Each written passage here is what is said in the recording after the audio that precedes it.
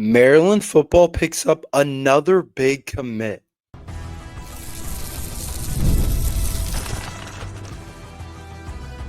You are Locked On Terps, your daily podcast on the Maryland Terps, part of the Locked On Podcast Network.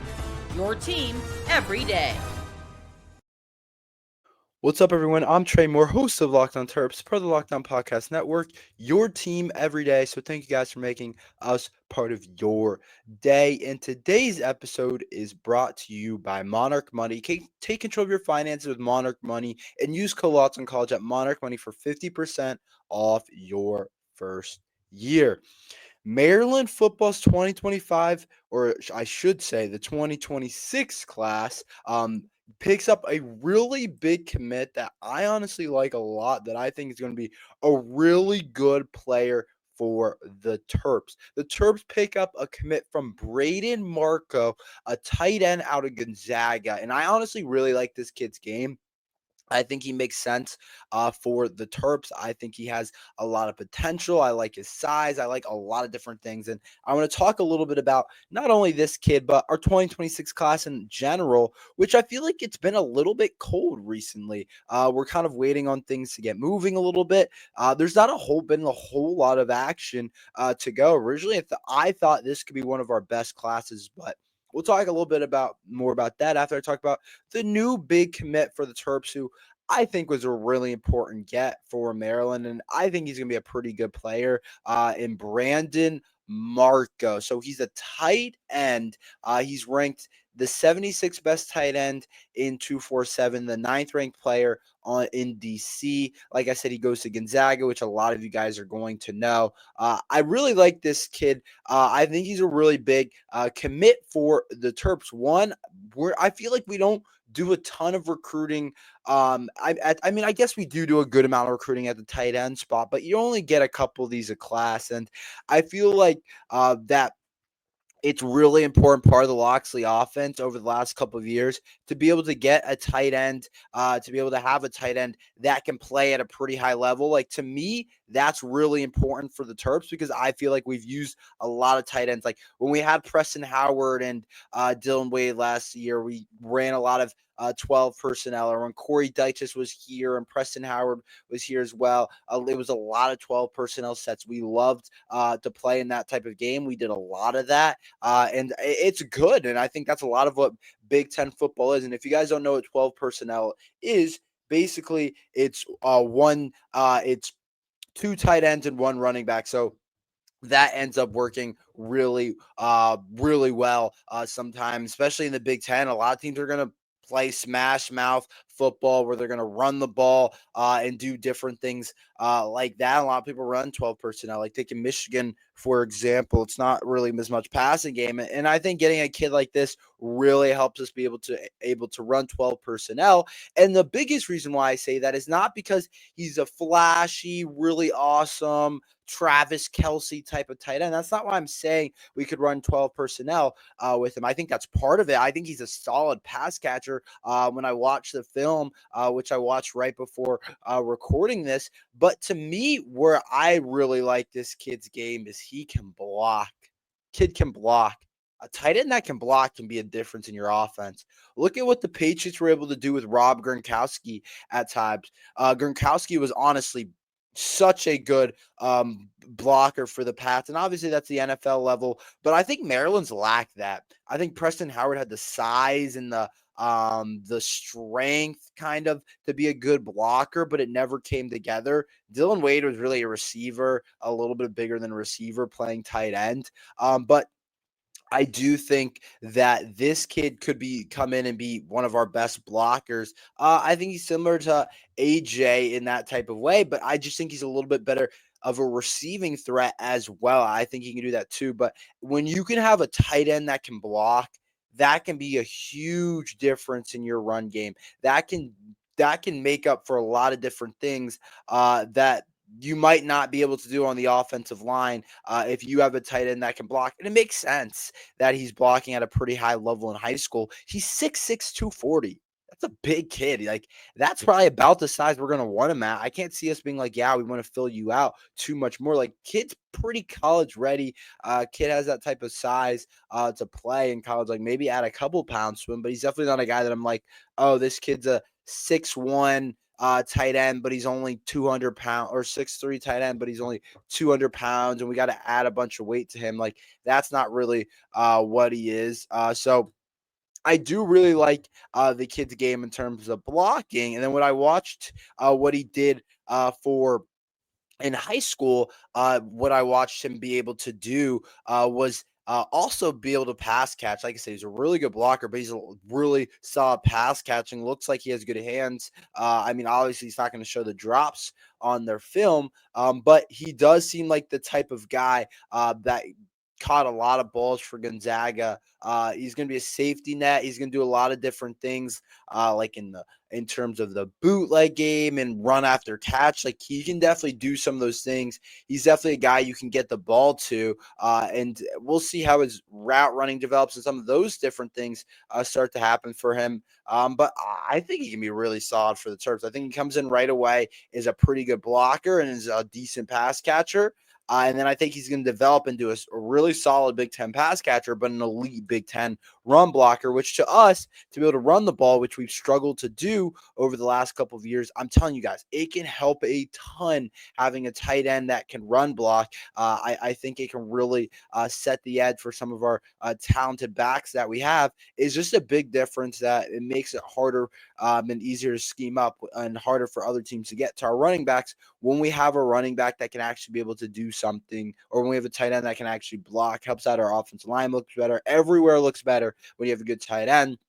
And we know Mike Locksley, like I said, he's been using tight ends in the offense. He likes using tight ends in different cases. So I think that's also important for the Terps to be able to use. But a DMV kid, again, we're keeping a kid that goes to Gonzaga. That's literally right in DC. You can see the Capitol building from Gonzaga right in DC. That's another kid that's from DC. And if you look at our 2026, I keep wanting to say 2025 recruiting class, it's a lot of DMV kids. Everyone except for one kid from Georgia is a DMV cat, which I think makes a lot of sense. And where Mike Locksley has to be dynamic is recruiting the DMV. That's just what it is. That's how he's got to do it. And Braden Marco is a kid that's a really solid player from a school that we like to go from at Gonzaga, a school that you definitely want to have a good relationship with. So I do think that's important for the Terps. I really like seeing that for Maryland football getting a DMV kid. Now, I do want to touch a little bit on our 2026 recruiting class overall. To me, it's kind of slowed down. Obviously, we just brought in the Braden kid, like I mentioned, but I think there's a lot of flash and excitement. And it was like, oh, Zion Elely. Oh, are we going to get Emmanuel Ihanacho? Oh, the Jaira Edwards kids from St. Francis. Could we get him the 4-star? There's a lot of, oh, we could get that guy too. Oh, this might be a top 15 class for Mike Locksley. And I think we got kind of overexcited. Obviously, I'm not the one actually doing the recruiting, so it doesn't really matter how excited I get. That doesn't translate. But I'm just saying, like, I think overall, us and the fans, I think we got a little excited about it, where now we're kind of like, shoot, is this class going to be as good as the 2025 class or be better than what we actually thought? Uh, I don't know if that's going to be the case. I think we got a really good player in Zion Elely, but I think we're having trouble figuring out if we can, how many blue chip prospects we can get. Zion Eley's really the only one right now. Braden Marco I like, but he's a 3-star, and we have some other interesting players, but they're all really 3-stars. You want to start getting some of these blue chip type players. And I think that's important for Maryland to be able to do in the DMV and everything like that, to get some of these guys like Braden Marco, but also be able to get a Zion Elely and a Emmanuel Nacho and a Jaira Edwards and whoever else you guys might want to talk about in the DMV area. But I do like this pickup a lot. I can't complain. So basically my take is Mike Locksley's got to start getting moving with this class. We liked it. We thought it could be really good. But some of the guys that we originally thought we could get, like I said, Ihanacho probably is going to Oregon, it looks like, or Jaira Edwards. We weren't in his top 6. So some of these blue chip prospect types of guys we're losing out on. And who's next? Who's next that's really solid? I know the portal's really big, but Maryland wants to be a homegrown team. So we'll see exactly. But if you look at the ranking, it's 52 right now. And we have the number one kid in the country. So if you're 52 with the number one kid in the country, there's a drop off. And you got to know this. Football isn't a one player type of thing. Basketball, it's like, oh, we brought in Derek Queen. It's a good class. Like Maryland's freshman class is good. We brought in Derek Queen last year. He's going to be a top 10 pick. Like he transformed the team. He's part of the reason why we were really good last year at basketball. Zion Elely can't carry a program on the back, and he ain't even a quarterback. I think he's in an important position that Maryland has been good at that can really help us, and he can end up being a really good player. At the end of the day, football, one player isn't transforming anything.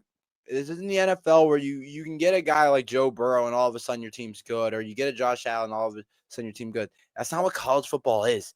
It's never been like that. Like what teams realistically have a really good quarterback? Nothing else is that great. Everything else is okay. Maybe a decent receiving core, and somehow they're in the national championship. Like that's not how it works. Like look at Ohio State's roster last year. I'm not saying this is what we have to be Ohio State, but they got good receivers. They got linemen that are going to get drafted. They have two running backs that are going to go in the first 4 or 5 rounds in the NFL draft. They have a really solid defense. Like it's all around really good players. You can't just bring in one guy, stick Zion Elely in and be like, yeah, we're going to be good. And then a bunch of decent guys and expect us to be able to be a solid team in the Big Ten. I don't think we're looking to win the Big Ten right now. I mean, Loxley will tell you we are, but from my point of view, I don't think we're looking to be the best team in the country. I don't think we're trying to make a national championship, make a college football playoff. We're just trying to be a solid Big Ten team that makes a bowl game year in and year out. And hopefully one day the Maryland program can build into something. That would be awesome. Hopefully while I'm doing this and talking about the team, but more than likely, we just want to be a team that makes a bowl, that's able to do those different things. So that's kind of how I see it overall. Let's talk about breakout players for Maryland football. I think there's a lot of unknown on this roster, but who can break out for this Maryland team? We'll talk about that next. Ever check your bank account and wonder, where did all my money go? Between dining out, online shopping, and entertainment, it's easy to lose track. That's where Monarch Money comes in, your personal CFO giving you full visibility and control over your finances. Monarch Money isn't just a budgeting app, it's a complete financial command center, and you can track all your accounts, investments, and spendings in one place so you stop managing your money and start building wealth. When I started using Monarch, I realized just how much I was spending on food delivery. Now I budget smarter and save more. Instead of juggling multiple apps, you can use Monarch to check your finances, track spending, and even plan long-term goals.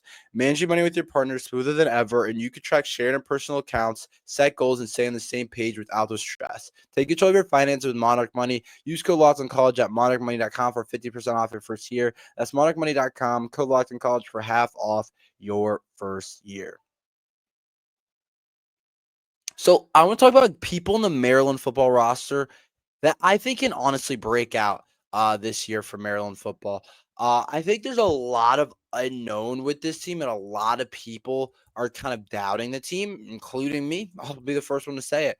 I don't know how great this roster is. I don't know how good this team is actually going to end up being. Like, I'll be the first one to tell you guys, I don't know how good this team is going to be, but I do think we have some breakout players.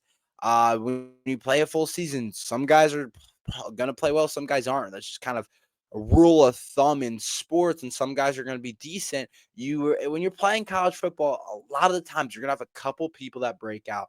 Last year, I know Ty Fellon was good a couple of years ago, but last year I thought Ty Fellon broke out. Looked like a type of guy that was really elite. Like every team has guys that break out, earn playing spots, different things. And the more you have, the better you can be. So I want to talk about people from Maryland football that can break out. This isn't like, oh, Malik Washington can break out. Like everyone knows that. These are guys that I think maybe on the national scene aren't getting talked about a lot, or even Maryland media is not talking about them a lot, but I think they can be really good. I think the tight end, Dorian Fleming, has a really high upside for the Terps. He's going to be our number one tight end in a shallow tight end room, to be honest. Not a whole lot going on in that tight end room for Maryland football. But I really like his game. He comes from Georgia State, had 49 receptions for 558 yards last year, 6 touchdowns. Had some really big games during the season. I, against Texas State had 5 receptions, 88 yards. Against Marshall, 7 receptions, 66 yards. Georgia Tech, which is a big one, 4 receptions, 68 yards. So we know we can do it at a pretty high level against high level kids. I really like his game. I like his athleticism. And depending on who plays quarterback, that could be a guy that ends up being someone's best friend at quarterback, whether it's Malik, whether it's Justin, whoever ends up playing quarterback for the Terps. When you have a tight end like Dorian Fleming, who's able to play the quarterback position or not the quarterback, the tight end position like he is, has some traits, able to get open, can do a lot of different things. I don't know how good of a blocker he is, to be honest, but I know as a receiver, he can definitely be pretty good. Also, really like his game in the red zone, 6 touchdowns last year. His big body is definitely going to be a target. I think he ends up could be, who knows, could lead our team in catches next year with a receiving room that's weird with a lot of bodies. Who knows? I think that could happen. But I think Dorian Fleming's a kid that I absolutely think can break out into the Big Ten scene. Might be an honorable mention all Big Ten. I can see him getting the ball a lot. I think he's one of our better weapons, and he was one of the top tight end transfer target transfer tight ends out on the market when we got him. Redshirt sophomore. So we'll see exactly. He's from Virginia, so it makes kind of sense. But he did do some good things against good opponents. I didn't even mention Vanderbilt. Against Vanderbilt, he had 6 receptions, 49 yards. Like, he's done it at a pretty solid level at Georgia State. Now let's see him step it up into Big Ten, a Big Ten competition. If he has a similar season as he did last year at Georgia State, I think Maryland could be. That's a pretty good season. 49 receptions, 600 yards, nearly. Like, that's a pretty good year for the kid. So that's one kid. I want to get into maybe one or two more that I've been thinking about that I think could potentially be really good for the Terps. These two always run in a pair in my head because they're very similar in my opinion. Braden Lee and Kevin Humes, the two corners. Now, there's a little bit of asterisk next to this because now they have a couple guys that not necessarily ahead of them. I don't really know how Dante Joyner and Jamar Glasser are going to shape up in the corner room, but Kevin Humes and Braden Lee is really interesting. They played last year, highly talented recruits, both 4 stars at a time. Uh, just didn't play that well. Braden Lee had to get surgery, missed a lot of the season. Kevin Humes played, but it was clear he probably shouldn't be playing yet. We know he's natural athlete. We know he's got a high ceiling. We know all those different things. But watching Kevin Humes and Braden Lee, they weren't quite ready. But when you look at it for this year, it's honestly really beneficial because guys like that played early. They're used to playing now in college level. They know what to expect. They know how to prepare. And those are two guys that we know are really talented that I don't know. My only asterisk next to is I don't know how much they're going to end up being in. Like, I can't see them being in every play, like, unless one of them just ends up being a stud. We know Loxley likes to rotate different guys, and corner's not really a position that I feel like you should be doing that at. Find your two best players and play those two guys. But Dante Jordan, Jamar Glasser are two guys we brought in. So we'll see exactly.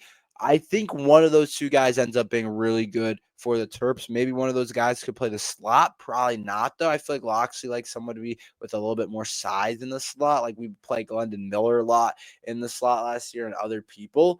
But I do think that one of those two guys is going to break out. And who knows, maybe both of them. So I think that'll be interesting. But those are two guys came back ready to go that I expect to be pretty good next year for the Terps, but we'll see what ends up happening with those two guys. But I'm excited about their game and what they can possibly do. And then I'll leave with one quick one. Michael Harris absolutely can be really good next year for the Terps. Could be the best defender on the team next year. I really believe that. The linebacker was a 4-star at high school. Hasn't played a ton. Played a good amount last year, but not like a ton. And I think this is the year. He's going to be a starter. No more Ruben Hippolyte, no more Caleb Wheatland. You get rid of some of those guys in front of him, good players, but they were in front of him. And he gets his opportunity. If he's put on a little bit of weight, he was always a freakish type of athlete, the way he moved and those different things. But I just thought he wasn't heavy enough at times to play linebacker, especially when you're playing a team like Michigan or Wisconsin. Like those teams are going to try and run it down your throat. Those offensive linemen are going to come for your head. So I think he absolutely can break out. I think he's the athleticism. I think he's the tools. We'll see exactly what happens. But I love Michael Harris's game in terms of his pure athleticism and his instincts. I think he's arguably one of the most talented defenders on the team. We'll see how it ends up actually coming true, but I do really think he's solid for the Terps. But we'll see if he ends up breaking out. Zion Elely's 40 time. We talked about him a little bit earlier, but we didn't talk about this. We'll talk about that next.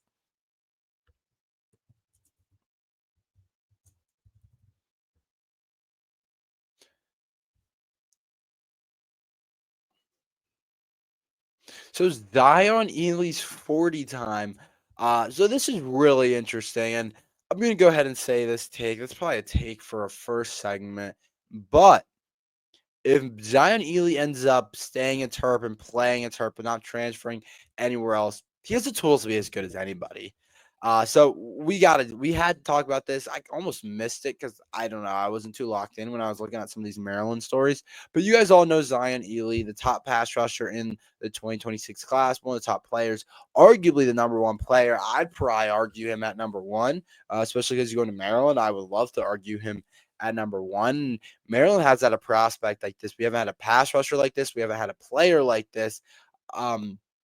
But Zion Elely's really exciting, and I think he can be a really good player for Maryland football, and I think he can do some really good things for Maryland football. But what excites me most is just raw athleticism.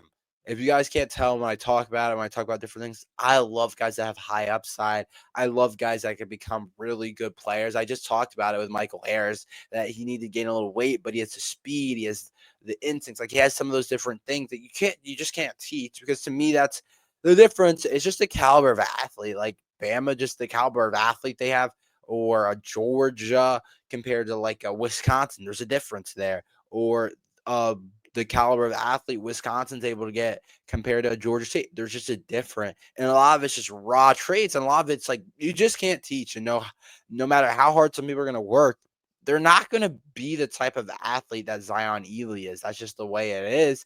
But to get into some of the 40 time, Elely shared a video on his Twitter X account where he can be seen clocking in at a 4.35 40-yard dash. Like, that's fast. That's not only fast for defensive edge, that's like, okay, we're getting into territory where that's really fast for a receiver. Like, if a receiver runs that, you're like, yeah, that kid's really fast. That's a freakish time. I don't know where that compares in terms of combine. He might get a tad bit slower as you add weight, but if an outside edge rusher is running a 4.35, he's a freak. He's going to go to the NFL. He's going to get drafted. Whether he puts up good film or not, they're going to pick him up because he has just insane traits that you just can't teach. And Zion Elely has the traits to be one of the better Maryland players ever. He does. And he has the traits to be one of the best Maryland defenders ever. We talk about some guys on Maryland's offense, but in terms of Diggs, DJ Moore, and some of these different guys, we don't talk about a lot about other people in terms of a lot of defenders in terms of Maryland's defense. We know Deontay Banks was a first-round pick. There's some guys for sure. Anik Ngakoue, Dante Trader now, Nick Cross. But in terms of like stars like DJ Moore and Stephon Diggs, those are the offensive side of the guys. And to me, Zion Elely can be that type of star and NFL All-Pro. And you might be saying we're getting ahead of ourselves, but I'm allowed to say that. Maybe he shouldn't be thinking that yet, but I'm allowed to say that. So as long as he stays with the Terps, you never know. But a 4.35 is just crazy. He's listed at 220 on 247. So we'll see. He's definitely gonna have to fill out a bit at Maryland, but at the same time, you want him to stay jumpy. You want him to stay athletic. So I think that is interesting for the Terps.